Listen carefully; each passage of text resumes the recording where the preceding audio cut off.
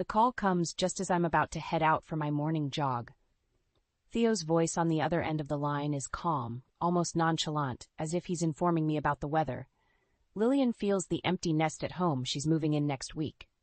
I nearly drop my phone. Excuse me, when was this decided?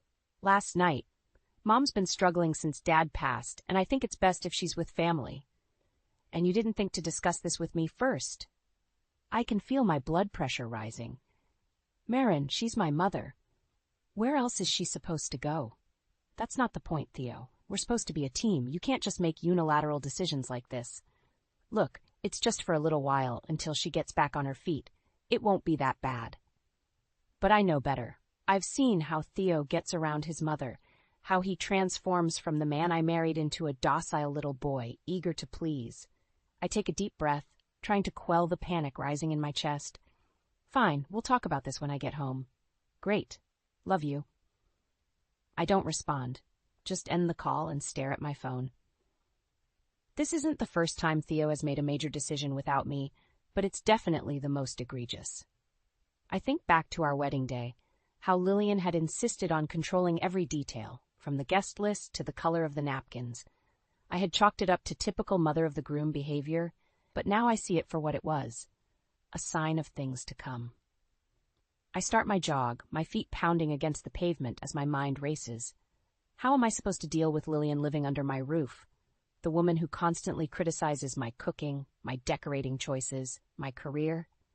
I think about the inheritance my grandmother left me, the money I had been saving for a down payment on a house of our own.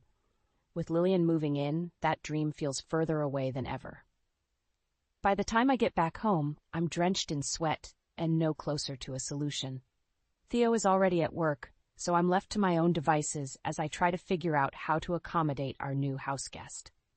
I start by clearing out the guest room, boxing up the exercise equipment and craft supplies that have accumulated over the years. As I'm doing so, I come across a photo album from our wedding. I flip through the pages, my eyes landing on a picture of Theo and Lillian dancing together, identical smiles on their faces. It hits me then, the realization that I will always be an outsider in my own marriage, that Theo will always put his mother's needs before my own. I close the album and shove it back into the box, my jaw clenched tight. Something has to change. I can't keep living like this, constantly playing second fiddle to a woman who doesn't even like me. I finish clearing out the room and head to the kitchen to start on dinner. As I chop vegetables, my mind churns with the beginnings of a plan. I may not be able to stop Lillian from moving in, but I'll be damned if I let her take over my life. The memories of our wedding day flood back as I sit at the kitchen table, nursing a cup of coffee.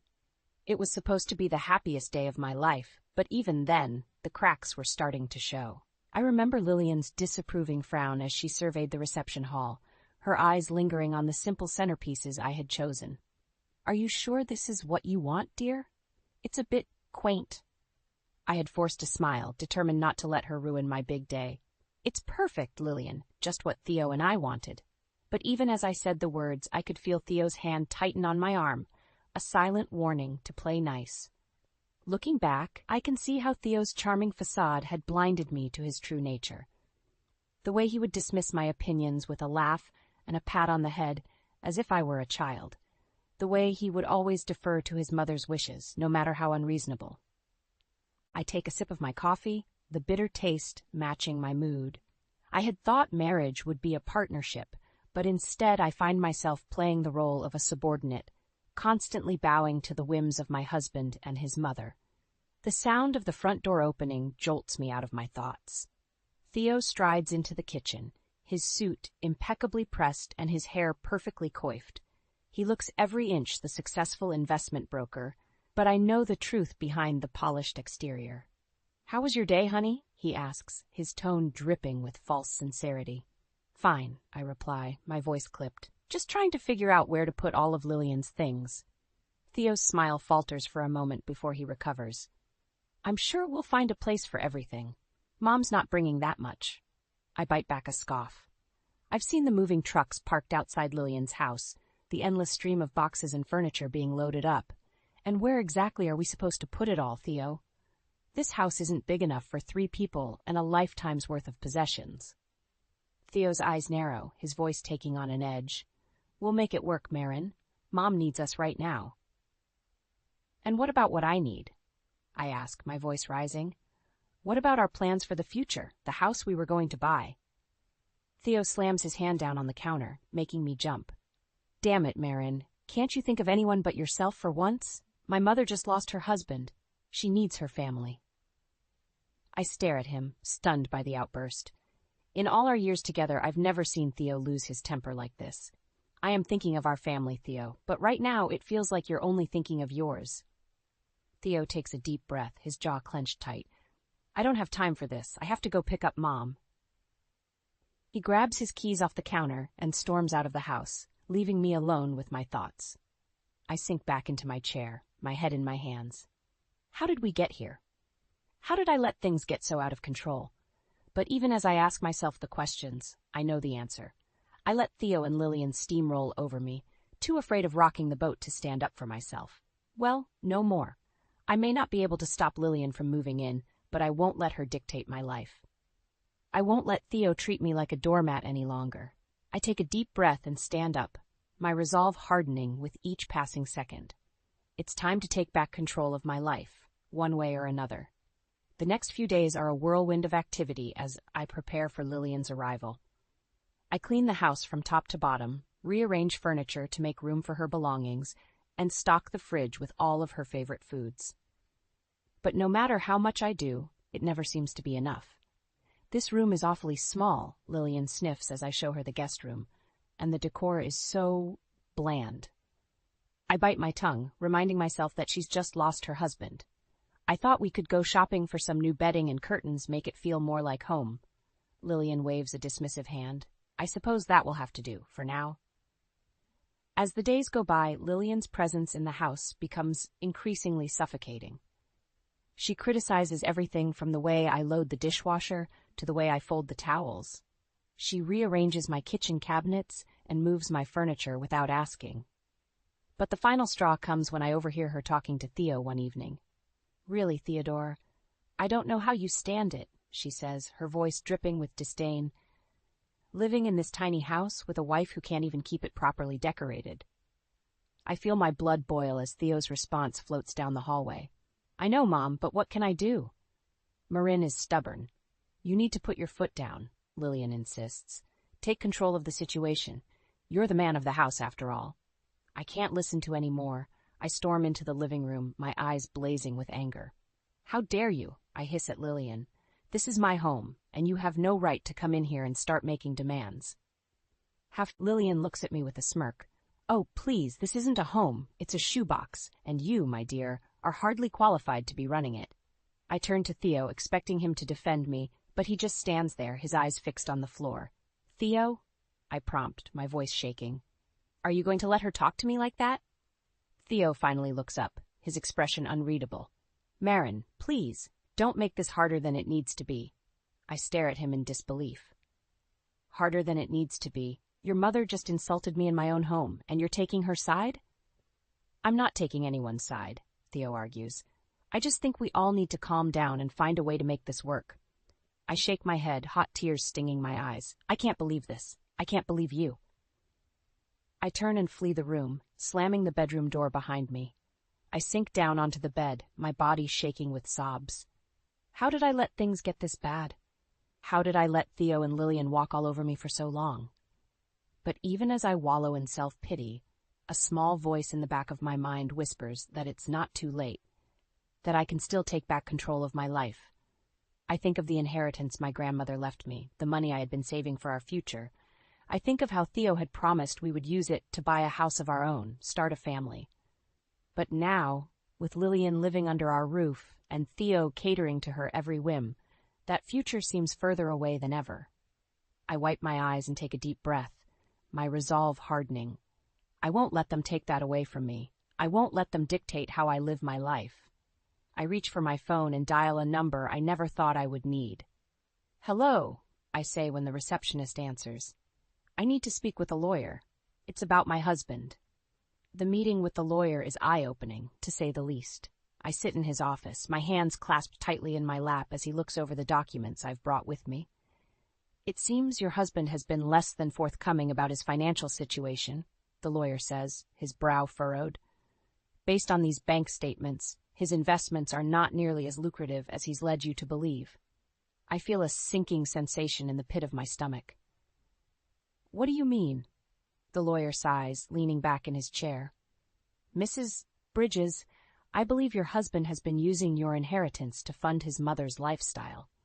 The money he claims to be investing is actually being funneled into her accounts." I stare at him in shock, my mouth hanging open. That can't be true. Theo wouldn't do that to me. The lawyer gives me a sympathetic look. "I'm afraid the evidence suggests otherwise. Your husband has been systematically draining your joint accounts for months." I feel like I've been punched in the gut. All this time, I thought Theo and I were working towards a common goal, a future together. But now I see that he's been lying to me, using me for my money. I think back to all the times he's dismissed my concerns about our finances, telling me not to worry, that he had everything under control. How could I have been so blind? I leave the lawyer's office in a daze, my mind reeling with the implications of what I've learned. When I get home, I find Theo and Lillian in the living room, sipping tea and chatting like old friends. "Marin, there you are," Theo says, his voice all false cheer. "I was just telling Mom about our plans for the weekend." I feel a surge of anger course through me. "What plans, Theo? The ones where you take more of my money to fund your mother's shopping sprees?" Theo's face goes white, his eyes widening in shock. "What are you talking about?" I throw the bank statements down on the coffee table. "I'm talking about how you've been lying to me, stealing from me, using my inheritance to pay for your mother's extravagant lifestyle." Lillian scoffs, rolling her eyes. "Don't be so dramatic, Marin. Theo is just being a good son, taking care of his family." I whirl on her, my eyes blazing. Taking care of his family? By stealing from his wife? By betraying my trust? Theo stands up, his hands held out in a placating gesture. "Marin, please let me explain." But I'm done listening to his excuses. "Explain what, Theo? How you've been using me all these years? How you never really loved me at all?" Theo's face hardens, his voice growing cold. "Don't be ridiculous. Of course I love you. But Lillian is my mother. I have to take care of her." I shake my head, tears streaming down my face. "No, Theo, you have to take care of your wife. You have to be honest with me, respect me. But you've done none of those things." I turn to leave, but Theo grabs my arm. "Marin, wait, we can work this out." I yank my arm away, my voice trembling with rage. "No, we can't. Not anymore. I won't be your doormat any longer. I won't let you and your mother control my life." I storm out of the room, my heart pounding in my chest. I know what I have to do now. I have to take back control of my life, my future. And I know just where to start. The next morning, I'm back in the lawyer's office, a plan forming in my mind. I've spent the night tossing and turning, my anger and hurt fueling my determination to make Theo and Lillian pay for what they've done. "I want to file for divorce," I tell the lawyer, my voice steady despite the butterflies in my stomach. "And I want to make sure Theo can't touch a penny of my inheritance." The lawyer nods, his expression serious. "Based on what you've told me, we have grounds for a strong case. Theo's financial infidelity is a clear violation of your prenuptial agreement." I feel a flicker of hope at his words. When Theo and I got married, I insisted on a prenup to protect my inheritance. At the time, he had laughed it off, telling me we would never need it. Now, I'm grateful for my foresight. "What about Lillian?" I ask, my jaw clenching at the thought of my mother-in-law. "Can we prove she was involved in the fraud?" The lawyer hesitates for a moment before answering. "It may be more difficult to implicate her directly, but we can certainly make a case for her being a beneficiary of Theo's actions. If we can show that she knew about the misappropriation of funds and did nothing to stop it, we may be able to hold her accountable as well." I nod, my mind racing with possibilities. I want to make sure she doesn't get a dime of my money. She's been living off of me for too long. "We'll do everything we can to ensure that doesn't happen," the lawyer assures me. "In the meantime, I recommend you start gathering any evidence you can find of Theo's financial misdeeds.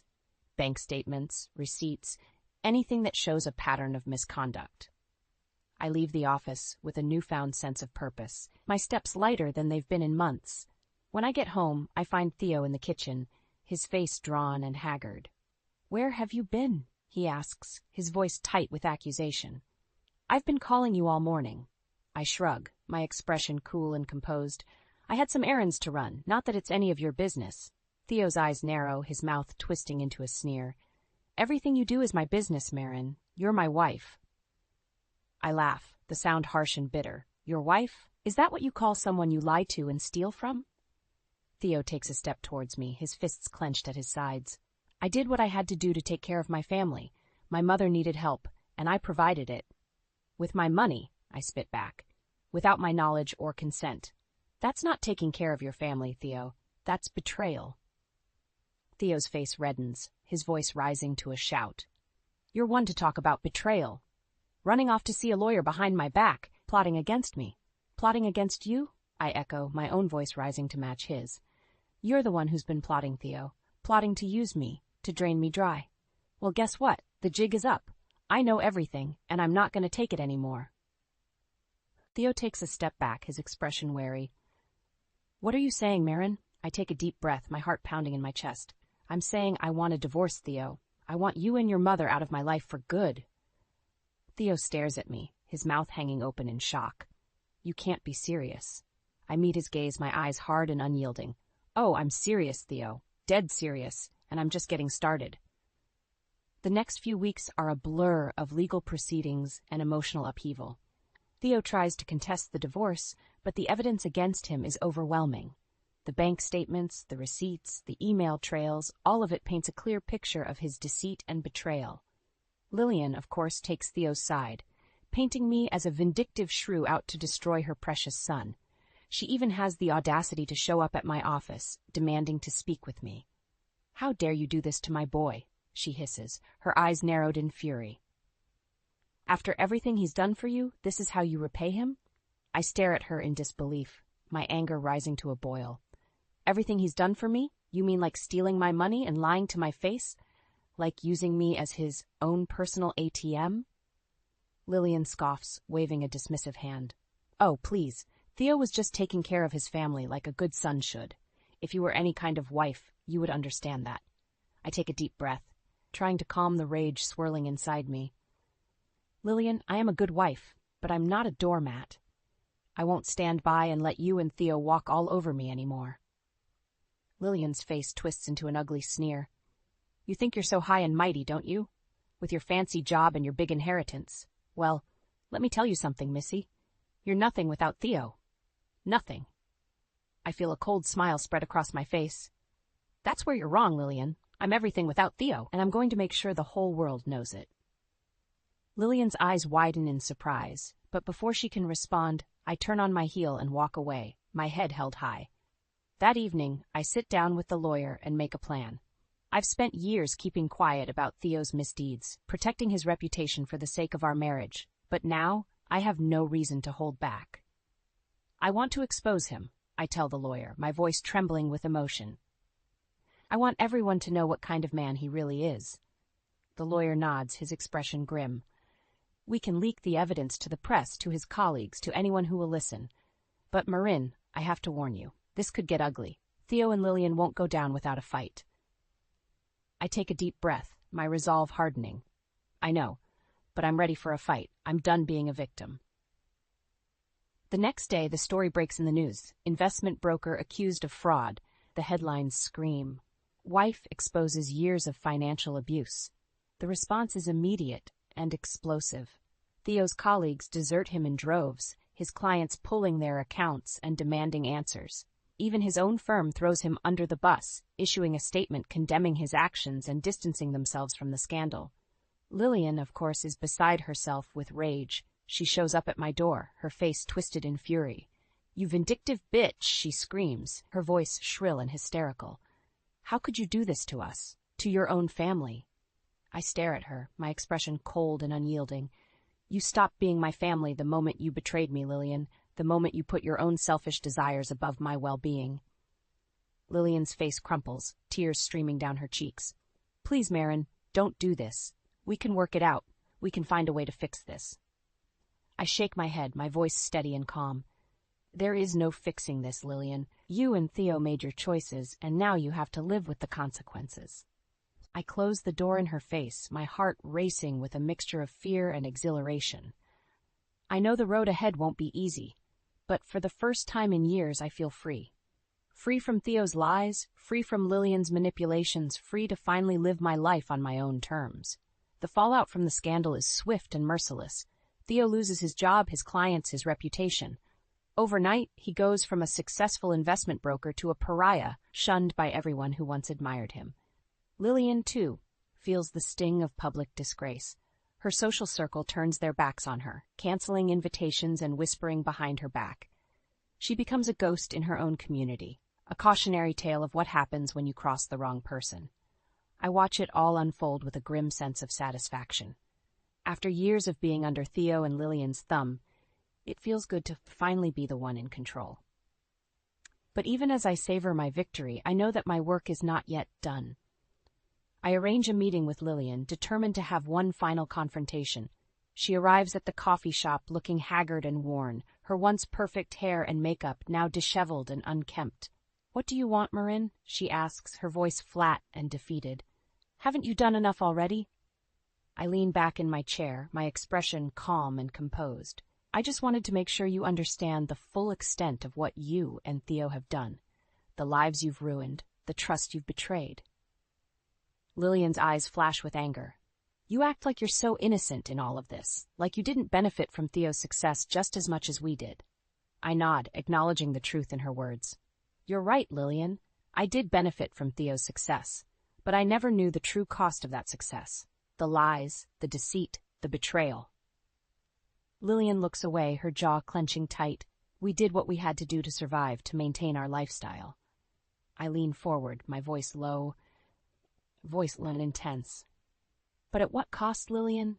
Your integrity, your self-respect, your relationship with your son?" Lillian's eyes fill with tears, her lower lip trembling. "Theo will never forgive me for this, for letting him down." I feel a flicker of sympathy for her, but I push it aside. "That's not my problem, Lillian. You made your choices, and now you have to live with the consequences."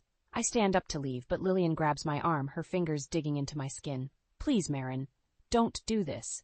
Don't destroy us completely." I wrench my arm away, my voice cold and unyielding. "You destroyed yourselves, Lillian. I just shone a light on the truth." I walk away, my head held high. I know that my journey is not yet over, that there will be more obstacles and challenges to come. But for now, I feel a sense of peace and closure, knowing that I have taken back control of my life. The divorce is finalized a few months later, and I walk out of the courthouse a free woman. Theo and Lillian are left to pick up the pieces of their shattered lives, their once enviable lifestyle, now nothing more than a distant memory. As for me, I focus on rebuilding my own life. I throw myself into my work, determined to succeed on my own terms. I surround myself with friends and family who love and support me, who appreciate me for who I am, not what I can do for them. And slowly but surely, I begin to heal. The pain and anger that once consumed me start to fade, replaced by a newfound sense of strength and resilience. I know that I will never forget what Theo and Lillian did to me, but I also know that I will not let it define me.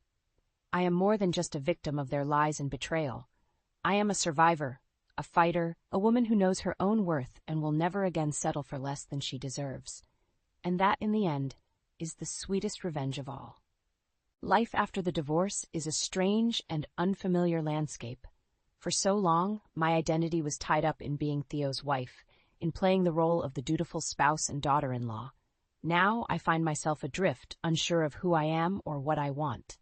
But even as I struggle to find my footing, I take solace in the fact that Theo and Lillian are struggling even more. Everywhere they go, they are met with whispers and stares, with people who once fawned over them, now turning their backs in disgust. I hear through the grapevine that Theo has been blacklisted from every major investment firm in the city, his once sterling reputation now forever tarnished.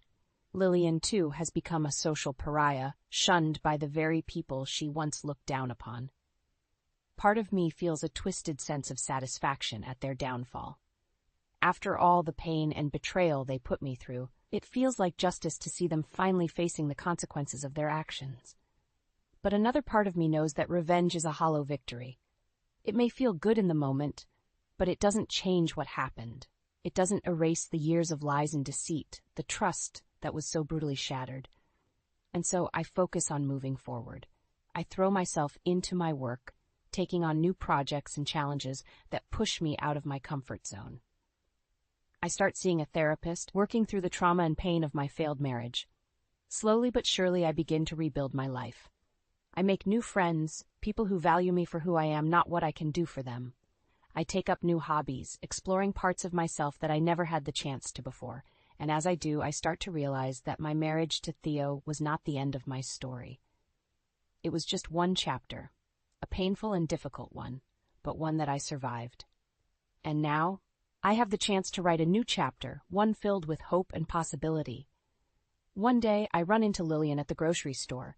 She looks older than I remember, her face lined with worry and regret. For a moment, we just stare at each other, unsure of what to say. Finally, Lillian breaks the silence. "Marin, I know I have no right to ask for your forgiveness. What Theo and I did to you was unforgivable." I nod, my expression guarded. "You're right, Lillian. It was unforgivable." Lillian takes a deep breath, her eyes filling with tears. "I just wanted to say that I'm sorry. I know it doesn't change anything, but I need you to know that." I feel a flicker of something in my chest.